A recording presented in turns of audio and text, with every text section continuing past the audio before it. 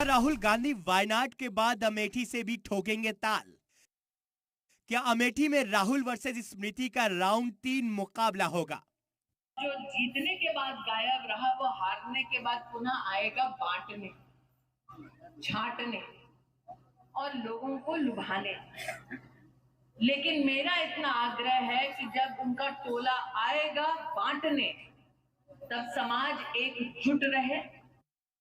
इन सवालों को लेकर सियासी गलियारे का पारा तब चढ़ने लगा है जब राहुल गांधी के अमेठी जाने की खबरें आने लगी। जराये के मुताबिक कांग्रेस के साबिक सदर राहुल गांधी जल्द ही अमेठी का दौरा करेंगे।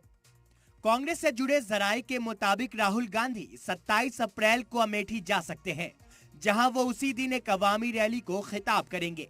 उसके बाद 28 या 29 अप्रैल को लोकसभा चुनाव के लिए अमेठी से नॉमिनेशन दाखिल कर सकते हैं। जराये का दावा है कि राहुल के चुनाव लड़ने की तैयारी भी शुरू हो चुकी है। बताया जा रहा है कि कांग्रेस ने न सिर्फ राहुल गांधी को अमेठी से चुनाव मैदान में उतारने का फैसला कर लिया है, बल्कि पिछली शिकस्त से सबक लेते हुए उन्हें जीत दिलाने का पूरा खाका भी तैयार कर लिया है। हालांकि इस पर पार्टी की तरफ से कोई बयान नहीं आया है, लेकिन बीते दिनों गाजियाबाद के प्रेस कॉन्फ्रेंस में राहुल गांधी ने इससे जुड़े इशारे जरूर किए थे। अमेठी की बात कांग्रेस का डिसीजन है, जो भी मुझे ऑर्डर मिलेगा मैं वो करूंगा। सीईसी मीटिंग हमारी पार्टी में सीईसी मीटिंग्स में ये डिसीजन लिए जाते हैं। राहुल गांधी के इस बयान के बाद अमेठी में फिर से राहुल और स्मृति ईरानी के बीच आर पार के मुकाबले को लेकर कयास लगने लगे हैं। ऐसी खबरों के बीच एक बार फिर से स्मृति ने राहुल पर जोरदार हमला बोला। कहा, लोगों को रंग बदलते देखा है, परिवार बदलते पहली बार सुना है। आपको बता दें कि अमेठी सीट से 2014 में राहुल गांधी स्मृति ईरानी को 1 लाख से ज्यादा वोटों से हराकर पार्लियामेंट पहुंचे थे, लेकिन 2019 में स्मृति ईरानी ने चौंकाते हुए राहुल गांधी को उनके ही गढ़ में 55,000 से ज्यादा वोटों से मात दे दी।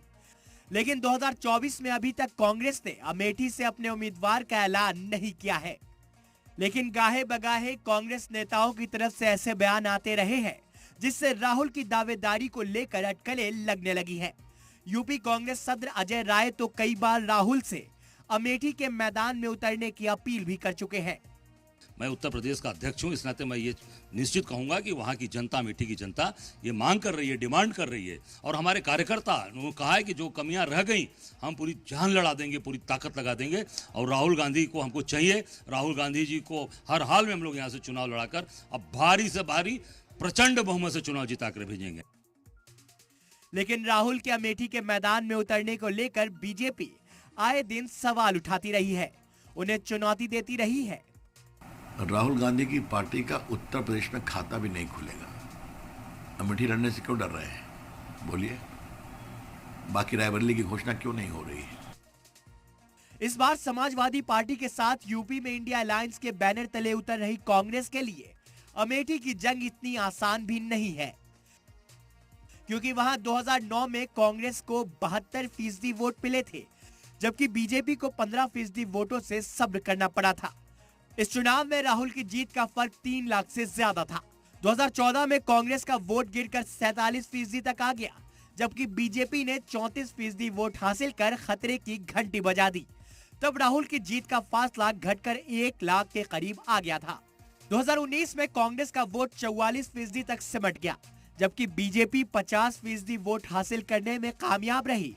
तब स्मृति की जीत का फासला 55,000 से ज्यादा था। 2019 के चुनाव में एमपी बीएसपी इत्तेहाद ने अमेठी से कांग्रेस के सपोर्ट में कोई उम्मीदवार नहीं उतारा था, लेकिन इस बार बीएसपी अकेले ताल ठोक रही है। ऐसे में बीएसपी के वोट काटने का भी खतरा है। राहुल की राह में कांटे हैं, तो मोदी इस पर अपनी रैली में चुटकी भी ले रहे हैं। कांग्रेस के जो शाहजादे हैं उन्हें भी वायनाड में संकट दिख रहा है। अब जैसे इन्होंने अमेठी से भागना पड़ा, अमेठी छोड़ा, अब मान के चलिए वो वायनाड भी छोड़ेंगे। आपको बता दें कि अमेठी और रायबरेली में 5वें मरहले में 20 मई को वोट डाले जाएंगे, जिसके लिए 26 अप्रैल से नॉमिनेशन की शुरुआत होगी। ऐसे में राहुल के अमेठी पहुंचने की खबर से यूपी का सियासी पारा चढ़ने लगा है। ब्यूरो रिपोर्ट, सलाम टीवी।